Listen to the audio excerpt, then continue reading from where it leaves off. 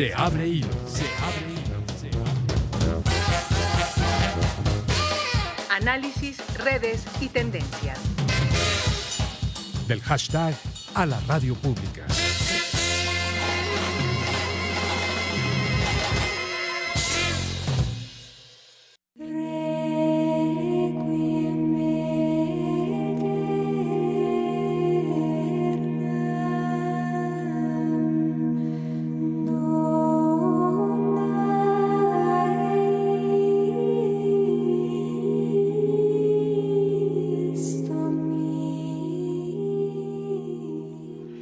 Cuando me encuentro con una persona gay, tengo que distinguir entre su ser gay y ser parte de un lobby.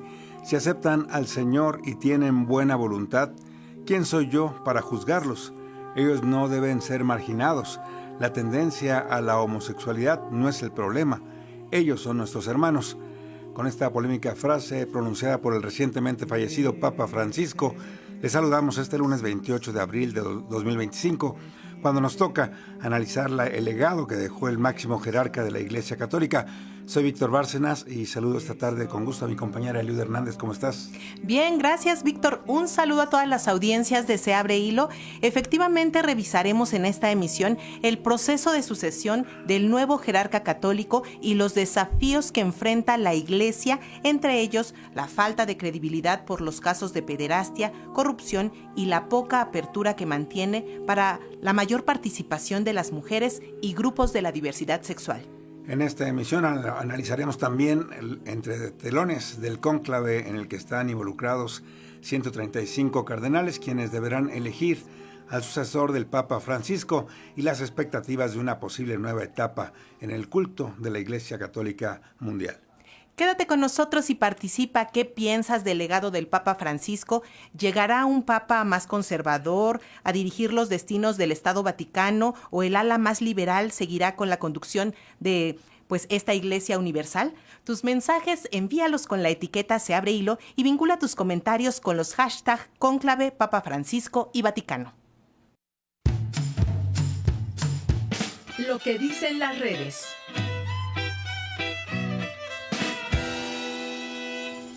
En las redes sociodigitales se habló en torno al pontificado del Papa Francisco, el primer papa jesuita, el primer pontífice de América Latina que abogó por un diálogo interreligioso, se involucró en la política y fue más abierto que sus antecesores con las parejas homosexuales, según la reseña que al respecto realizó un reporte de la Deutsche Welle en español vía la red social X.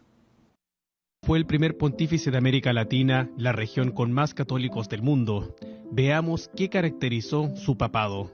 Defensa de los pobres. El Papa Francisco denunció la difícil situación de los refugiados y dio voz a los más necesitados. Diálogo interreligioso. Se convirtió en el primer papa de la historia en viajar a Arabia. Promovió el diálogo interreligioso y oró ante el Muro de los Lamentos en Jerusalén.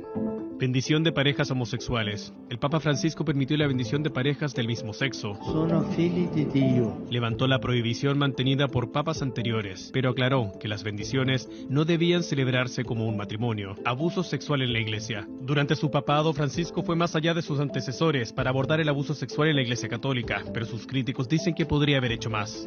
Será recordado como un papa político, un reformador polémico y un hombre humilde que gozó de popularidad no solo en la Iglesia, sino en todo el mundo. También en la red social X, la cuenta de Mati Aromi escribió: fue realmente el mejor papa de la historia, increíble. Y publicó un audio donde el Papa Francisco habla acerca de que el sentido del humor es un certificado de santidad. Escuchemos. El sentido del humor es un certificado de sanidad. Desde hace más de 40 años rezo todos los días la oración para pedir el sentido del humor de Santo Tomás Moro. Un grande. Esa oración la puse en la nota 101 de Gaudete et Exsultate, ¿no? Pues si alguien la quiere ver. Pedí al Señor la capacidad de sonreír, de reírse, de ver el lado ridículo de las cosas y el lado no ridículo, pero saber ver que la vida tiene algo de sonrisa siempre, ¿no? Empieza la oración muy lindo. Dame, Señor, una buena digestión y algo para digerir. Ya empieza con sentido del humor, ¿no? Y eso a mí me gusta. El sentido del humor humaniza. humaniza tanto. La gente que no tiene sentido del humor es aburrida, es aburrida consigo mismo. A mí me pasó en mi trabajo sacerdotal de aconsejar alguna vez a alguna persona mirarse al espejo y reírse de sí mismo. Les cuesta horrores, porque les falta esa capacidad del humor, ¿no? Bueno, pero estas no son cosas muy dogmáticas que digamos. Es un poco sabiduría de vida que a mí me enseñaron y yo trato de ayudar a los demás con eso, ¿no?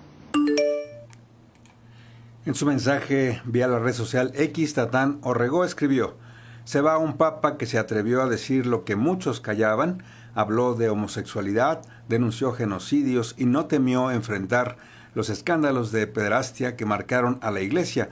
Fue incómodo para algunos, pero necesario para muchos, un líder verdaderamente progresista. Y también en un mensaje de la red social X, Carlos Pérez Ricard recordó que en 1976 el escritor argentino Jorge Luis Borges escribió: el padre Bergoglio es una persona inteligente y sensata.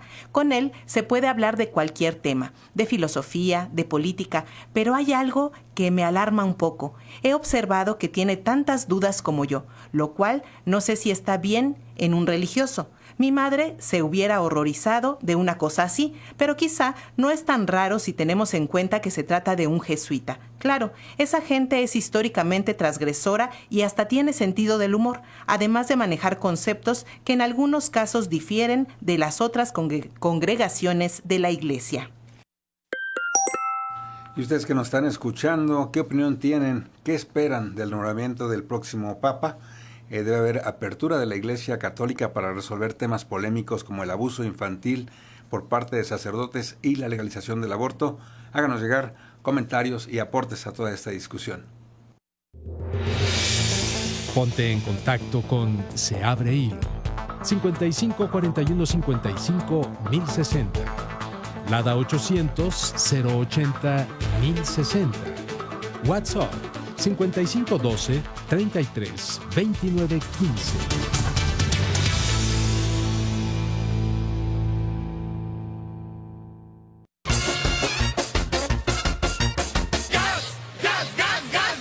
Desenredando nudo.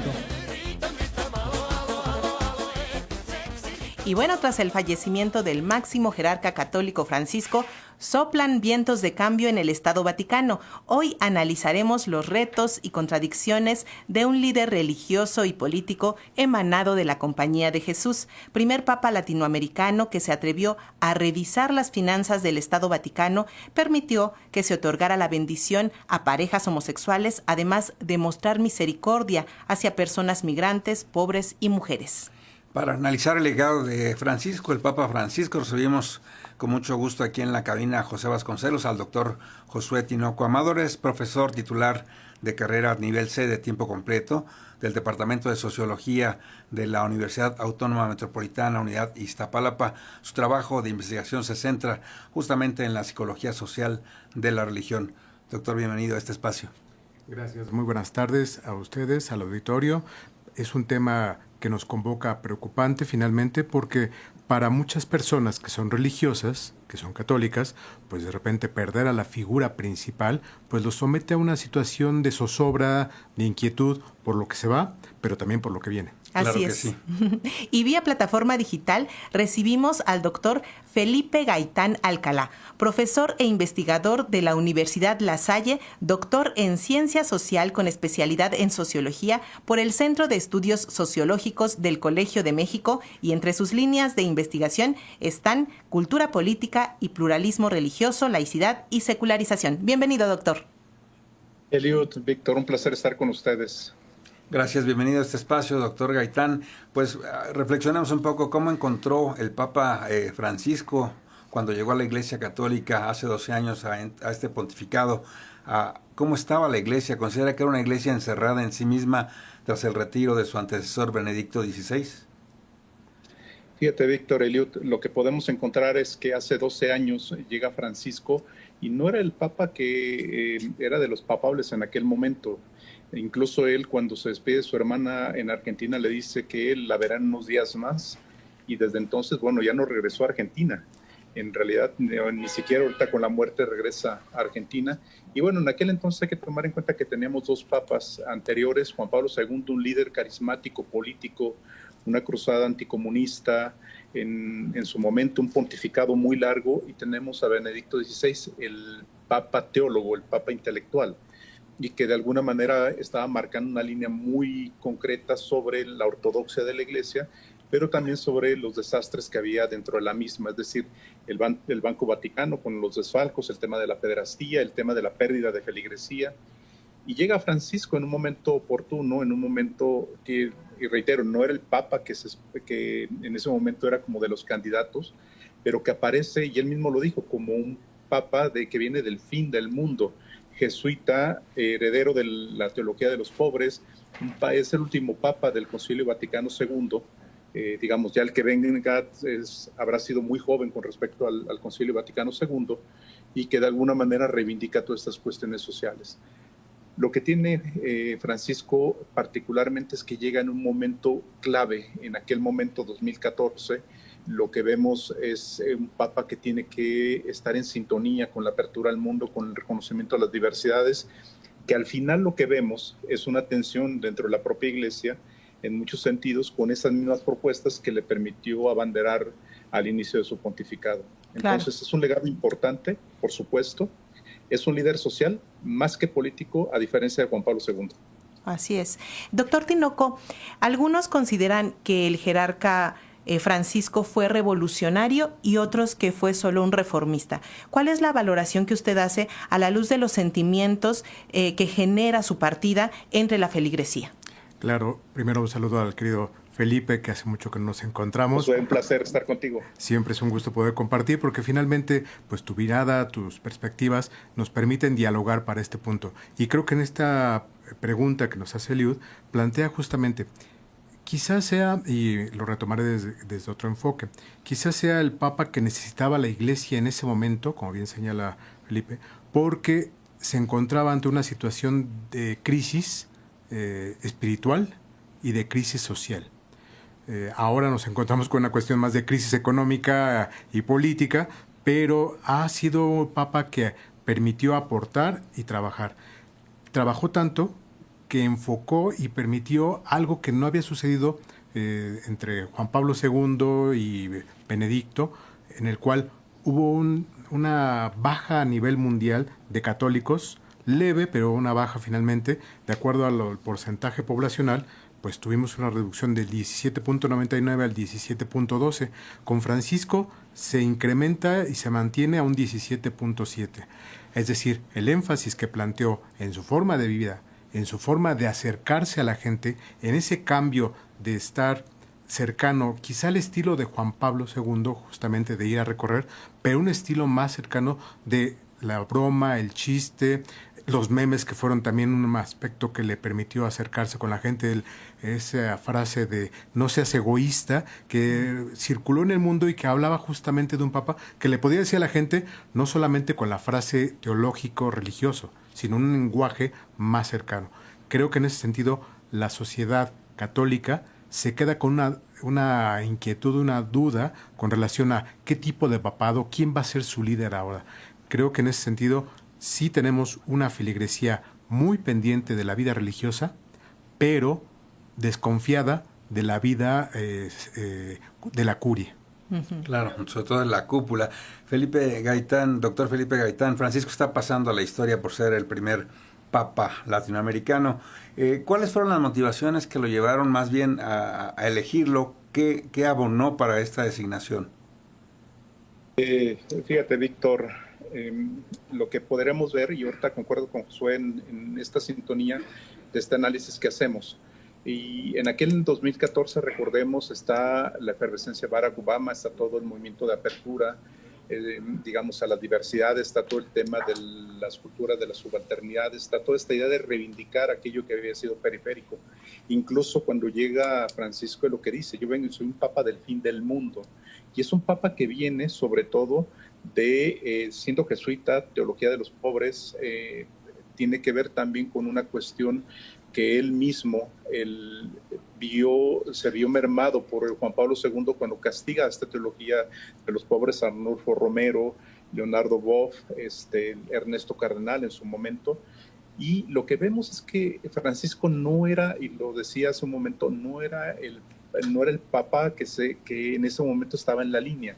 Él entra como un tercero en discordia, un poco entre tiros y troyanos, encuentran un mediador en ese sentido. Muchos de los cardenales en aquel entonces pensaron que era un papa que, bueno, iba a administrar, que iba a darle coba a unas y otras, pero siendo jesuita nunca midieron que tuviera su propia voz y su propio estilo, y tanto lo marcó que a final de cuentas, en el transcurso de su pontificado, el Vaticano reconoce a Palestina. Entonces, previo a todo esto que ha pasado, él reconoce a Palestina y también genera todo este tema con respecto a la conciencia. Es decir, ¿quién soy yo para juzgarlos? Es una frase que marca muchísimo este acercamiento con esas comunidades que habían sido periféricas y que, como dice Josué, estaban a punto de irse, de ser apóstatas, salirse del catolicismo. Francisco les tiende una mano y los mantiene y los hace partícipe. Porque con ello, en esto concluyo, Francisco lo que tiene es una idea muy clara, quiere hacer una iglesia de sinodalía, ser una iglesia acompañada por otros laicos, sino una iglesia vertical, como los fundamentalistas lo exigen ahora. Los fundamentalistas tienen una idea muy clara, hay que guiar a la feligresía por el camino del bien, no hay que preguntarles, hay que decirles lo que deben de hacer. Y Francisco era otra idea, era escuchar a los laicos para construir esa iglesia. Así es. Doctor Tinoco, ¿qué mensaje enviaría o envió en aquel momento Bergoglio, el cardenal, al elegir el nombre de Francisco, y qué se necesitaría hoy para dar continuidad o cambio? Bueno, él lo explicó muy bien cuando le preguntaron por qué eligió ese nombre, y tiene que ver con esa perspectiva de alguien que cercano a la pobreza, cercano a un tipo de sociedad, lejano de lo que se ha ido convirtiendo una curia religiosa. Como bien señala Felipe, es una perspectiva que recupera lo que sería el cristianismo primitivo. Una forma en la cual la vida religiosa no se da por la estructura hacia la feligresía, como la enseñanza de esto debe hacerse, sino vivir la religiosidad. Entonces, en esa perspectiva, su nombre, seguramente en el proceso, no sabemos cuánto tiempo tardó en que le preguntaron qué nombre vas a elegir para ser recordado, para ser papa. Ahora, ese proceso debió haberlo llevado una reflexión en el sentido de, tengo que mandar un mensaje. Finalmente, el catolicismo no solamente es una perspectiva religiosa, es una posición política, y sabía desde ese momento que su mensaje, cualquier palabra que diga, tiene un efecto político porque va a generar una movilización. Y en ese sentido buscó desde ese momento marcar su nombre, una movilización, recuperar una forma de creencia en la cual la sociedad se asuma su religión. Entonces, no solamente es el nombre Francisco, es la acción franciscana de darle a la gente una forma de creencia más viva, más cercana, que es difícil porque finalmente una estructura religiosa católica, un elefante pesado que se mueve con poco movimiento, con poca agilidad, pero finalmente él le transmitió poco a poco esa agilidad, no solo desde arriba, sino desde abajo. Va justamente en ese sentido a que los jóvenes, finalmente nuevas generaciones, se involucren, vivan la religión y le exijan a sus obispos, a sus cardenales, una forma diferente. Entonces, creo que en ese sentido, la noción de Francisco no solo era el nombre por aparecer, por ser Francisco I, sino por transmitir una forma diferente de vida religiosa. ¿Y esta referencia a Francisco de Asís y su opción y cercanía con los pobres también jugó para este nombramiento, esta designación de Francisco? Yo creo que en ese sentido, seguramente, como bien señala Felipe, tuvo que ver con esta parte de tercero en discordia, con esta situación de hacia dónde vamos. Benedicto finalmente no era tan amigable, era una persona seria, hosca en ese sentido, pero que tenía una estructura de creencia y de teología muy fuerte. Pero eso estaban viendo que no les generaba suficiente reconocimiento social. Y ante una perspectiva política finalmente que se mueve el Vaticano, reconocieron que hacia dónde se mueven las aguas de los agentes políticos, de los líderes políticos. No tanto con quién les convenga quedar bien, sino ¿quién les puede permitir mantener prebendas y mantener un estilo de vida? Entonces, en ese sentido, la parte política les conviene y lo viven como Estado, finalmente Estado político, porque van a acercarse. Entonces, seguramente sí influyó su perspectiva de migrante, lejano, jesuita, una perspectiva que no ha sido bien recibida a lo largo de la historia. Entonces, todos esos elementos influyeron para decir, bueno, no es alguien que no encaja con lo que tenemos actualmente. Vamos a probar, pero además busquemos que esto recupere la cercanía con la sociedad. Claro, doctor Felipe Gaitán, su opinión respecto del impacto de tomar decisiones tan controversiales como el nombramiento de la mujer, en el puesto de mujer como secretaria general del Vaticano, la monja franciscana Rafaela Petrini. Esto fue de 2021 a 2025. Fue una piedra de toque para permitir la participación de mujeres en altos rangos del Estado Vaticano, pues cuyas finanzas también fueron revisadas en su gestión. ¿Cómo lo observa desde esta perspectiva? Sí, efectivamente, y no solamente a la primera mujer religiosa como gobernadora del Vaticano, sino también en algunos dicasterios. Estuvo nombrando en algunos dicasterios otras mujeres también religiosas. Y la idea del Papa Francisco es esta idea de sinodalía, es decir, hacerse acompañar por esos laicos, las mujeres, es una parte importante. Él sabía que una de los sectores que más renunciaba a su catolicismo, se alejaba del catolicismo, eran las mujeres, porque no encontraban ese eco de acompañamiento que esperaban de la iglesia. Por ejemplo, voy a poner un ejemplo en México, en un estudio que hicimos, la mayor parte de la baja de la catolicidad en este país se da en mujeres de 25 a 35 años. Y según el censo comparado 2010 a 2020, encontramos estas mujeres que deciden ya no estar en el catolicismo y que de alguna manera lo que dicen es por el tema de la pederastía, por el tema de la misoginia, por el tema de la distancia de los sacerdotes y de los religiosos. El Papa Francisco lo sabía y tenía conocimiento sobre eso. Lo que hizo fue acercarse. No hizo los grandes cambios dentro de la iglesia, porque la estructura, y ahorita ya lo decía Josué, es una estructura muy pesada, es una estructura muy, digamos, demasiado tiempo anquilosada en muchos sentidos, con muchísimos intereses, y que el Papa Francisco empezó a dar destellos, empezó a abrir una ventanita, aunque sea el Papa, y uno puede decir que el Papa es un poder unipersonal, al final de cuentas es un poder que está acotado por otras estructuras. Tan es así que es el primer papa que se enfrenta a cardenales de manera directa y que le contestan los cardenales. Porque Juan Pablo II sí destituyó a algunos, pero nadie le había contestado como los cardenales que le contestaron ahora a Francisco, ya al final de su vida. Entre ellos el Burke en Estados Unidos y otros más empezaron a contrariarlo. Entonces, el Papa Francisco sí tuvo una idea de abrir las puertas a las mujeres, al menos en los dicasterios y en algunas actividades dentro de la iglesia. No iba a llegar al tema de nombramiento sacerdotal porque no es la estructura, no es una condición que esté en discusión dentro de la iglesia, pero el Papa lanzó un guiño. Y aquí lo importante es que él logra avanzar, porque al final de cuentas hay una crítica que se le hace a Francisco de manera injusta, cuando dice es que no hizo los cambios profundos que se esperaban. Pero del otro lado dicen, abrió demasiado las puertas. Al final de cuentas queda en medio de los dos bandos. Digamos que un papa no hace verano, pero sí abre las puertas para cambios que el sucesor va a tener que retomar. Claro que sí. Adelante, doctor Tinoco. Ahí comentaría justamente y agregaría esto que bien señala Felipe. Tiene que ver con la sociedad ha avanzado mucho más rápido, los cambios sociales, pese a que nuestras sociedades también se mueven lentamente, el voto de la mujer tardó mucho tiempo en llegar, se mueve más rápido que la estructura religiosa. Y entonces, de repente, cuando lo visualizamos así, pues el catolicismo como tal, como curia, va años atrás de la sociedad, va justamente sufriendo porque no solamente es perder representatividad en los jóvenes, en las mujeres, es perder representatividad con relación a las temáticas sociales.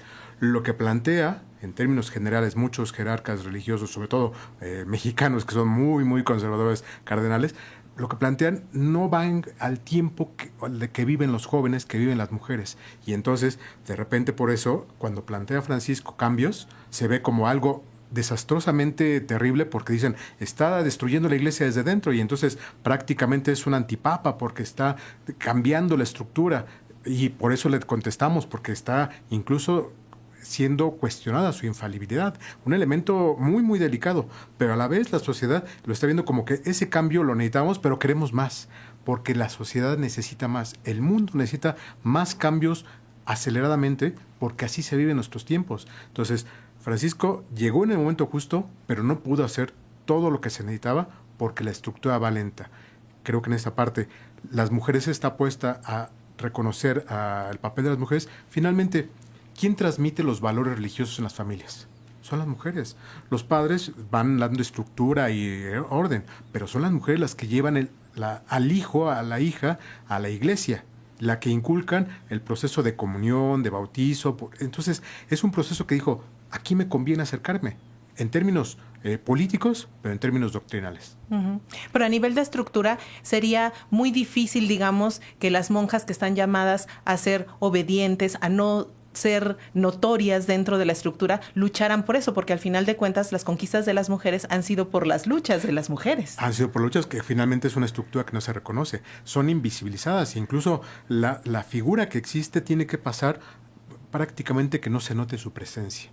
Agradecemos que estén aquí, pero no tienen participación, porque la estructura se basa en interpretaciones o en hermenéutica de la Biblia, de los pasajes sagrados, y entonces, como ahí se dice de cierta forma, para ese tipo de sociedad, se tiene que mantener una estructura.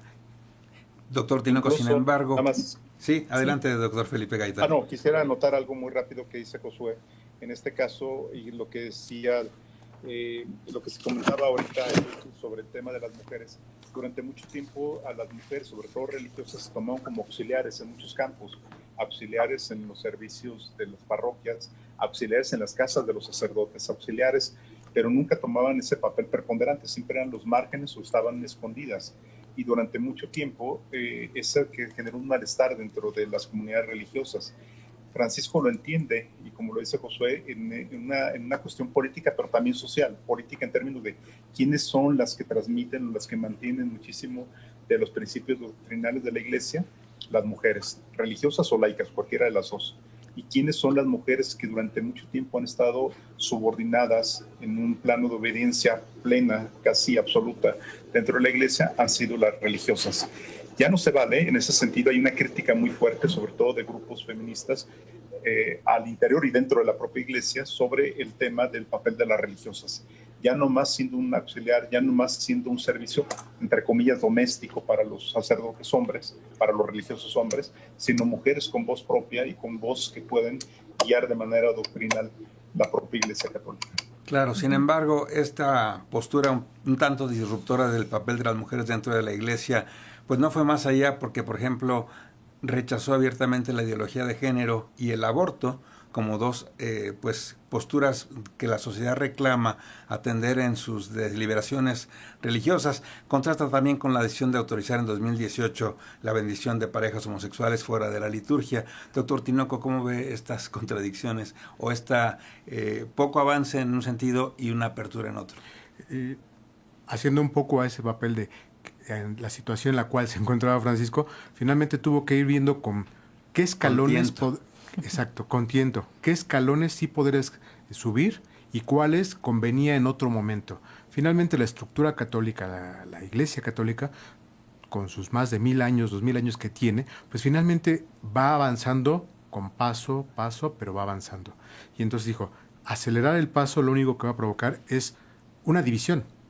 Puede provocar justamente un cisma tan terrible que va, en lugar de a construir, a destruir.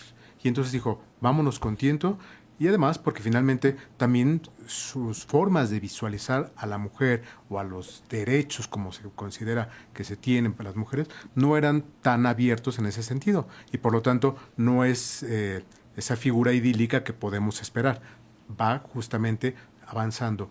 Reconoce que hay que hacer cambios, pero le cuesta trabajo porque finalmente toda su estructura religiosa, lo que aprendió, lo que vivió, lo que fue enseñando, se puede ir contradiciendo con lo que está diciendo hoy en día. Entonces, va a sembrar una semilla o va a subir unos escalones para que quien llegue esperando permita que se avance en otro poco más. Entonces, sí, podemos verlo como un retroceso, pero creo que en ese sentido es más bien un paso a paso, con tiento. Con una estrategia. Con una estrategia de avance y de cambio. Hacer cambios inmediatos de todo tipo porque la sociedad ha avanzado mucho más rápido y requiere muchas más cosas, lo único que podría haber provocado era un cisma. Además, claro, adelante, doctor. Sí, voy a abonar en sentido. Se ven estas contradicciones, por supuesto, porque a final de cuentas hay cosas que, por ejemplo, el Papa puede estar abierto, pero él siempre, por ejemplo, el Papa Francisco defendió la vida. Hay que tomar en cuenta que la Iglesia Católica en sus principios abona por la justicia social, pero tiene principios inamovibles por el tema de la vida, por ejemplo.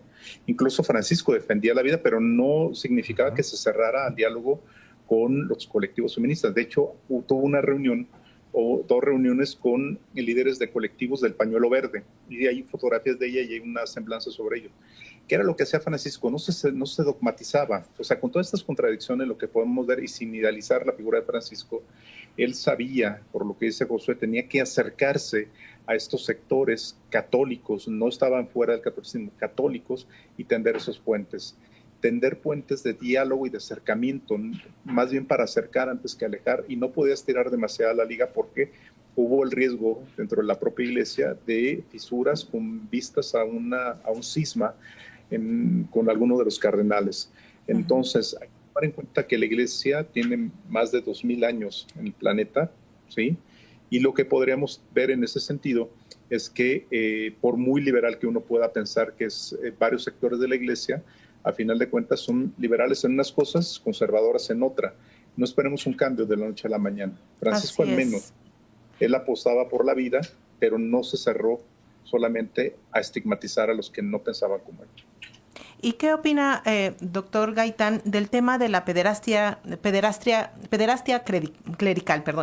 Estos delitos por los cuales Francisco pidió la intervención de tribunales civiles dentro de la iglesia, algo que no se había visto antes.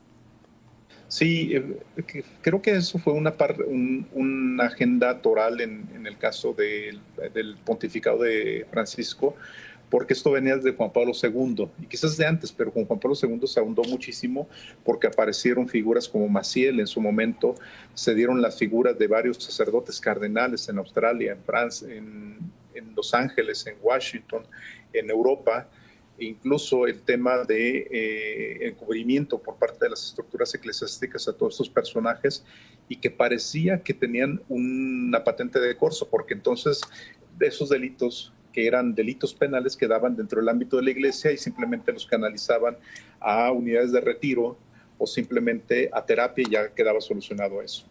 Juan Pablo II no lo resuelve, le toca a Ratzinger como prefecto para la fe, quien tampoco lo resuelve, intenta resolverlo siendo Benedicto XVI, pero se enfrenta a varias cosas dentro de eso, pero también no puede avanzar mucho porque él avaló alguna de esas de encubrimiento, digamos, no en términos de que lo haya avalado, sino más bien él era partícipe de que no pudo resolverlo en su momento y tampoco tenía mucha fuerza dentro del Vaticano como para resolverlo. Francisco llega de fuera y da un manotazo en la mesa y por supuesto que lo lleva a algunos tribunales civiles porque de otra manera no podían resolverlo.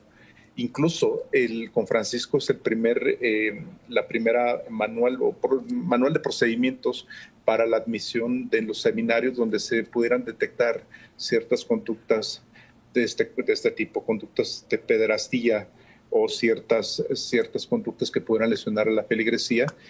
Yo principalmente las critico porque no me parecen suficientes, pero fue un primer paso y que Francisco da un paso hacia adelante en ese sentido. No lo resuelve, por supuesto que no lo resuelve, pero tampoco lo oculta y lo está dándole foco constantemente. Recordemos Chile, por ejemplo, recordemos el caso también que se da en México, en Colombia, en San Francisco, e incluso cuando en Canadá pidió perdón a nombre de la iglesia por los abusos que se dieron a niños de tribus de las comunidades de los pueblos originarios en Canadá. Entonces, Francisco en parte sí avanza, pero no logra resolverlo. Es un tema pendiente todavía dentro de la propia iglesia el resolver estos casos de pederastía. El último caso es el sodalicio en Perú, particularmente ahí, que se resistió el sodalicio porque hay una orden de intervención y hay una orden de disolver el sodalicio y lo resistieron, lo alargaron y estaban esperando la muerte de Francisco para poderlo para poder evitar eso. Y todavía hasta ahora en marzo estaban dándole largas y finalmente llega la muerte de Francisco y el sodalicio está ahí presente todavía. O sea, con todas las denuncias de abusos, de desvío de fondos y demás, en Perú, bueno, sigue sin resolverse eso.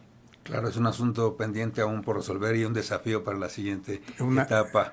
Doctor José Tinoco, ¿tiene comentarios sobre este asunto de abuso sexual de sacerdotes? Finalmente es la madeja, diríamos, como bien señala Felipe, es la madeja más delicada y más fuerte, porque no solamente es ubicar a personajes que cometieron estos delitos, sino quienes están apoyándolo en el sentido de estructura, pero también de sociedad. ¿Cuáles son los ingresos finalmente que llegan para el Vaticano vía esos distritos, esas regiones que van a permitir pues un sostenimiento? Entonces, abrir la madeja no solamente implica ir quitando al culpable, sino a quien lo fue avalando en la parte histórica, quien permitió, quienes más pueden ir cayendo. Además, vamos a perder un elemento importante, la subsistencia económica y de la feligresía.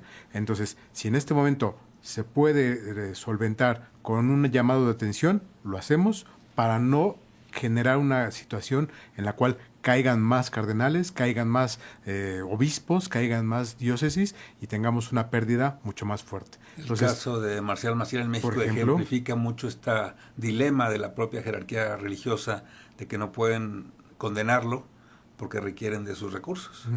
Exactamente, y aparte porque está vinculado con sectores políticos como tal, y entonces es un elemento que dice, ¿por dónde lo atajo que permita hacer algo, no permitir que siga presentándose? Y lo que va a señalar es, hagamos estos señalamientos, abramos al punto del tribunal. Sí, precisamente hablando de este tema político que decía Víctor, en las exequias de Francisco vimos la reunión de líderes políticos del mundo y doctor Felipe Gaitán, ¿cómo vio usted este encuentro, por ejemplo, entre Donald Trump y Volodymyr Zelensky para hablar de paz, uno de los últimos llamados que hizo este jerarca católico? Sí, Eliud, recordemos que finalmente el Papa Francisco también es un jefe de Estado. Es jefe de la Iglesia, es jefe de Estado, aunque Francisco siempre quiso ocupar más el puesto de jefe de Iglesia, ser el pastor más que el jefe de Estado, como contrario lo hizo Juan Pablo II, que sí ejerció todo el poder de la jefatura de Estado, lo más que pudo. Y el de pastor, bueno, se le venía añadido en su papado. Pero Francisco, utilizando esta idea de la jefatura de Estado, se volvió un mediador a nivel internacional. En algunos casos logró, por ejemplo, mediar sobre algunos temas. Cuando se dio la invasión Rusia a Ucrania, uno de los sacerdotes, Zuppi, el presidente de la Conferencia Episcopal Italiana, fue uno de los mediadores en el conflicto en ciertas zonas de Ucrania con referencia a Rusia. Y bueno, el que lo haya convocado significa que fue una figura que fue escuchada, quizá no atendida de todo lo que decía, pero al menos escuchada, que permitía como este intercambio, permitía esta mediación a nivel internacional. Recordemos que en el primer periodo de Donald Trump, hay una reunión previa que no le hizo mucha gracia a Francisco. Recordemos que le está agarrando la mano y no necesariamente está muy contento Francisco, pero tenía ese don de poder, digamos, mediar los asuntos. Por supuesto que el funeral le permitió como último acto conciliar, o al menos una reunión entre Zelensky y Donald Trump que parecía imposible previo al funeral, pero que en ese momento se da, quizás sin acuerdos, pero es muy simbólico que haya sido en San Pedro, con 2 sillas, en medio de la nada. Era como muy surrealista, porque ese tipo de encuentro entre jefes de Estado y menos de Estados Unidos se dan en contextos de esa manera. Ahora, Francisco tuvo grandes aciertos en el tema diplomático, pero también tuvo grandes ausencias y grandes, digamos, no sé si fallas, pero al menos silencios que se dio, por ejemplo, con respecto a Cuba, con respecto a Venezuela, con respecto a Nicaragua. Nunca se pronunció, y eso siempre le reclamaron algunos sectores de la Iglesia y sectores fuera de la Iglesia. Claro, pero sí lo hizo por Palestina. Estamos Exacto. Concluyendo este espacio, este segmento de nuestro programa. Les preguntaríamos a los dos, ¿qué esperan del cónclave para la designación del siguiente Papa? ¿Será continuidad o cambio Doctor Felipe Gaitán, y con esto una conclusión al respecto.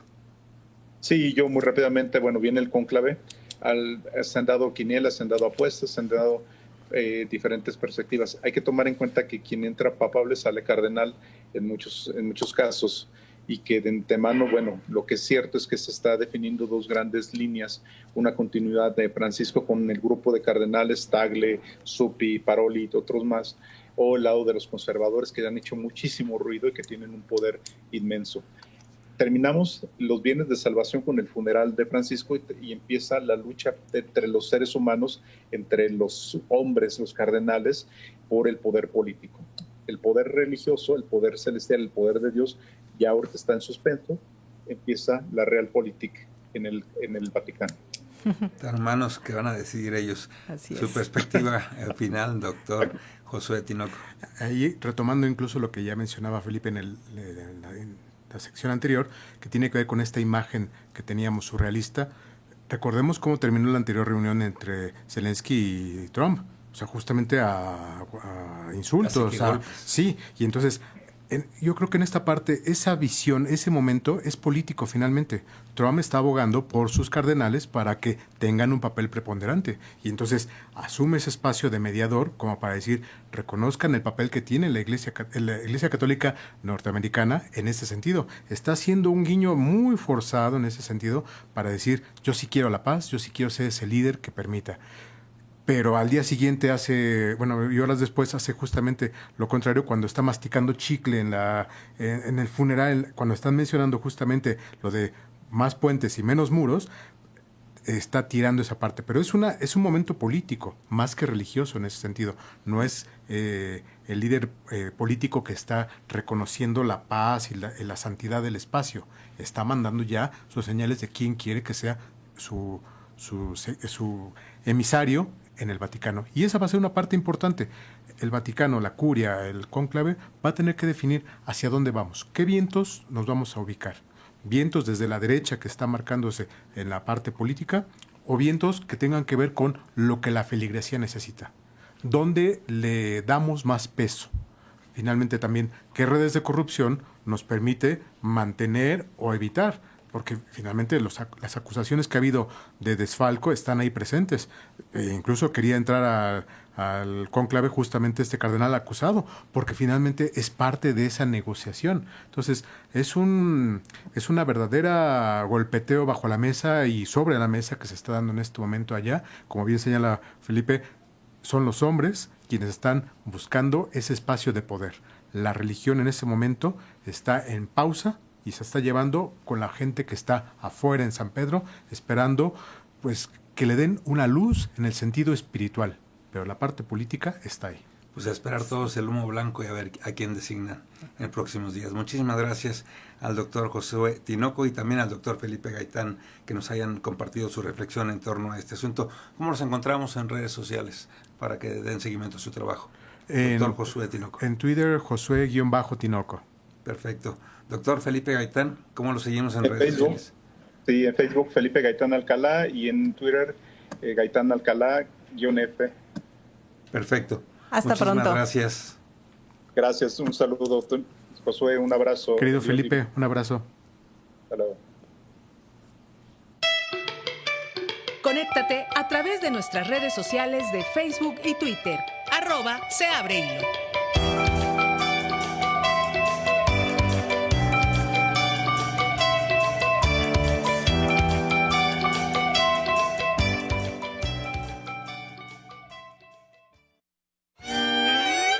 Siguiendo hilo. Los restos de Francisco ya descansan en la Basílica de Santa María la Mayor, mientras en la Capilla Sixtina ya se alistan los asientos para celebrar el cónclave. Hay 252 cardenales de todo el mundo. De ellos, 135 son cardenales electores, 2 no participan por motivos de salud.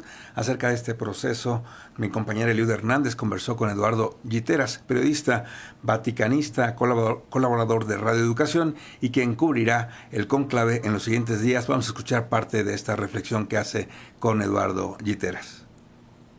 Estamos con el compañero Eduardo Giteras, periodista, vaticanista y colaborador de Radio Educación, quien va a cubrir el cónclave. Muchísimo gusto, qué gusto saludarte, a ti y al auditorio. Pues de manera general, coméntanos qué sucederá en el cónclave que se llevará a cabo en la Capilla Sixtina en los primeros días de mayo, se calcula. Mira, por lo pronto ya hay fecha, ¿no? Ya hay una fecha establecida oficial de inicio del cónclave, el 7 de mayo. Esto ya se dio a conocer en la ciudad de Roma, en el Vaticano, y lo que sucederá es que los cardenales con derecho a voto, que son 133, porque hay 2 que se declararon enfermos y hay otro más que va a quedar excluido por actos de corrupción. De hecho, fue procesado por el Vaticano durante el pontificado del Papa Francisco. Estamos hablando de Angelo Becciu, es italiano. Entonces, de 135 bajaría a 133, si estoy haciendo bien mis cálculos, los que quedarían como cardenales electores con derecho a voto y a participar en este cónclave. ¿Qué ocurrirá? Bueno, primero, lo que está ocurriendo ahora son las reuniones, las congregaciones famosas que tienen lugar en el Vaticano, en la que participan todos los purpurados. Recordemos que los menores de 80 años son los que pueden votar en el cónclave que se celebrará en la Capilla Sixtina. Estos cardenales de 80 años aportan su experiencia y en las congregaciones, los cardenales de las diversas naciones representadas, que si mal no recuerdo son 71 naciones, es uno de los colegios cardenalicios con mayor cantidad de nacionalidades representadas en la historia reciente y diría inclusive seguramente en la historia de los papados.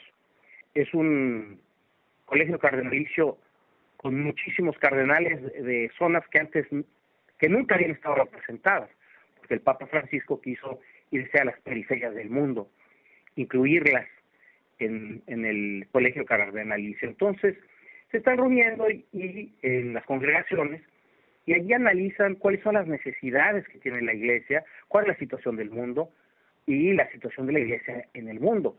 Y la situación en cada región, en los continentes, en los países, los problemas que aquejan a la Iglesia, inclusive las crisis. Entonces, a partir de allí debe de surgir un perfil aproximado de quién podría ser el Papa, que también debe ser un hombre con capacidad de transmitir, de comunicar, un hombre con personalidad, ¿verdad? Entonces, eso es lo que está sucediendo, y lo que sucederá es que el día que iniciará el cónclave, que es ya formalmente el 7 de mayo, fecha que estableció el Vaticano oficialmente, el día de hoy precisamente, a partir de ese día se cierran las puertas para todos aquellos que no van a votar, es decir, se hace el llamado extra omnes, todos los hombres fuera que no son los cardenales que van a votar. Hay medidas muy estrictas y reglas muy claras en la Constitución Apostólica Dominici Gregis, que establece que no pueden tener contacto con el exterior, que no pueden utilizar celulares ni leer periódicos. Se han tapado las ventanas de la Capilla Sixtina. Serán transportados en autobús de los aposentos en Santa Marta y en otro edificio que van a utilizar para hospedarlos hasta la Capilla Sixtina, para evitar que tengan contacto con nadie del mundo exterior, porque lo que se pretende es que no haya influencias exteriores que contaminen el proceso. Esto inclusive significa que habrá sistemas antiespionaje instalados en la Capilla Sixtina, en áreas comunes, en las cocinas y en otros lugares. Veremos si funciona, ¿verdad? Ya ha pasado en el anterior cónclave, yo he estado presente en los últimos 2, y entonces esto es lo que sucederá. Habrá una misa bien creator y después proeligendo pontífice. El primer día hay una sola votación en la tarde. ¿Qué se espera? Pues quizás que haya, vamos a decir, 4 o 5 votaciones, quizás más, no lo sabemos, porque como están diciendo algunos cardenales, no se conocen muchos de ellos, precisamente porque además algunos fueron creados recientemente por el Papa Francisco al cierre del pasado año. Precisamente hacia eso íbamos. El Papa Francisco incidió en la conformación del Colegio Cardenalicio y mismo elegirá su sucesor. ¿qué perfil o perfiles él priorizó para conformar este colegio? Bueno, mira, el Papa tenía una preocupación muy grande por sacar a la Iglesia Católica y sobre todo al Colegio Cardenalicio también del Vaticano, es decir, que no fuera nada más una santa sede enrocada en la corte, en la curia vaticana y cerrada dentro de Europa, eurocentrista, que era una visión, por ejemplo, del Papa Benedicto XVI, ¿no? Entonces, este Papa lo que buscó es salir a evangelizar, salir a las periferias, escucharlas y tener contacto con ellas y también impulsar la no validad, es decir, el diálogo interno. En la Iglesia hay creó varios cuerpos de consulta, como el famoso G9, formado por cardenales que lo asesoraban sobre diversos temas, entre ellos las reformas financieras que tenían el objetivo de combatir la corrupción tan grave en las finanzas vaticanas, con el óvulo de San Pedro, ¿no?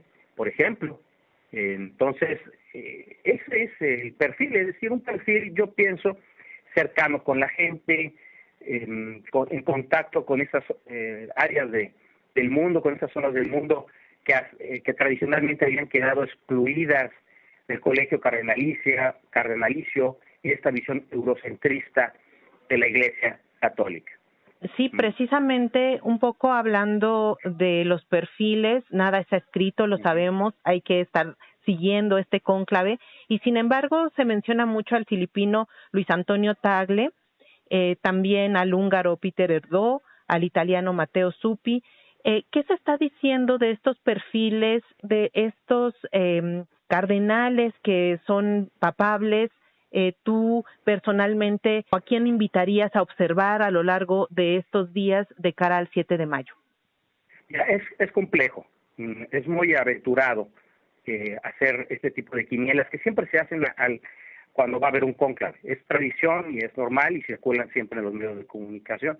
Yo te había comentado el caso de Medio Oriente, está el patriarca precisamente de Jerusalén, Pier Battista Pizzaballa, un candidato que seguramente tendrá el veto por parte de un gobierno de esa zona, y que pero está penetable, como tú mencionabas, este filipino de madre china, y es un candidato interesante, porque por ahí alguien decía que la Iglesia Católica o será asiática o no será, y eso lo decían precisamente por el peso, no solo económico, geopolítico, que ya tiene esa región del mundo y se está evidenciando en estos días con la crisis que hay por los aranceles de Trump y que claramente Estados Unidos va perdiendo esta apuesta, sino por la cantidad, la población, ese país continente que es China, uno de los más poblados del planeta.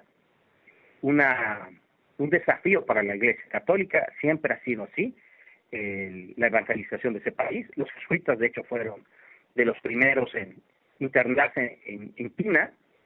Veo difícil que haya un latinoamericano, que repita un latinoamericano. La verdad, después de este Papa lo veo complicado. Se comenta que después de 3 pontífices extranjeros, es decir, uno polaco, uno alemán y uno argentino, los italianos quieren de vuelta el papado en sus manos. Por eso se comentaba la posibilidad de algún italiano. Tú ya mencionaste al arzobispo de Bolonia, Zuppi, ¿no? Está también el secretario de Estado, por Pietro Parolin, ese es otro, y ya te mencioné a Pier Battista Pizzaballa, entre otros, porque hay por allí algún nombre como Giuseppe Vettori, arzobispo de Florencia, que empieza a surgir y a comentarse muy discretamente su nombre, que ha estado fuera de los reflectores, pero que podría ser una alternativa. Sin embargo, en este momento, con todo el escándalo por el caso de corrupción tan grave de Angelo Biscio, que hasta el último momento se empeñó en participar en el cónclave, a pesar de que el Papa había dejado indicaciones de que no lo hiciera después del proceso por corrupción en el que estuvo inmiscuido. Hay quien dice que precisamente las cartas a favor de los italianos estarían en este momento disminuyendo. A ver qué es lo que ocurre con los cardenales que vienen de muchas partes del mundo, de la periferia, de África, de Asia y también de América Latina, a ver qué es lo que deciden, ¿no? Es todavía aventurado, es todavía aventurado. Sin embargo, sí te debo decir algo. Yo no creo que vaya a haber un giro de 180 grados respecto al Papa Bergoglio, ¿no? Debe de haber continuidad en muchos temas como la lucha a la corrupción, la apertura a las mujeres y, por supuesto, a las necesidades y a la problemática del sur del mundo, a las desigualdades socioeconómicas planetarias, a la destrucción del medio ambiente que tanto le preocupó al Papa. Y están allí en sus encíclicas, ¿no? Sí, claro. Fratelli Tutti y Laudato Si, ¿no? Uh-huh. Sí, hay que ver el sur global, Asia, y también a las mujeres, como bien lo dices. Ya en términos del trabajo que vas a realizar, Eduardo, ¿dónde se ubica la prensa para estar al tanto pues del humo de la chimenea después de las votaciones? ¿Cómo es el trabajo que se realiza ya, digamos, en el ámbito de la cobertura periodística del cónclave? Mira, en esa época de celulares, de teléfonos, pues ahora sí que mi oficina es el teléfono, se fue casi, ¿no? Generalmente el Vaticano abre una oficina de prensa extraordinaria en estos acontecimientos para poder alojar a los centenares de periodistas que de todo el mundo acuden a cubrir el cónclave, a cubrir las exequias del pontífice. Yo estoy llegando ya después de los funerales, fue complicado encontrar boleto y alojamiento en Roma, pero bueno, lo que te puedo decir es que sí hay una sala de prensa especial para quienes iremos a cubrir esto de forma temporal. Yo estuve acreditado de forma permanente y allí hay una oficina de prensa en Vía de la Conciliación, que da prácticamente a la Plaza de San Pedro, y lo que se hace es estar atento al momento en la que va a salir la fumata, ¿no? La humareda de la chimenea de la Sixtina, para ver de qué color sale, si sale blanco o sale negra. Hay que estar muy atento a eso y hay que salir corriendo. En anteriores cónclaves llegó a ocurrir que salía gris y no se sabía qué estaba pasando, cómo interpretarlo, ¿no? Se supone que ahora hay una chimenea moderna, nueva, que adquirieron para evitar esto. Ojo, porque quienes tienen un teléfono y están allí pendientes, a lo mejor ven primero salir el humo blanco en un momento dado, ¿verdad? Así será, Eduardo. Estaremos en contacto contigo si nos lo permites y te agradecemos muchísimo este tiempo para Radio Educación. Encantado.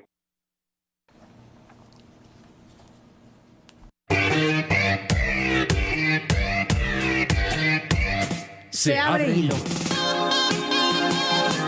Análisis, redes y tendencias.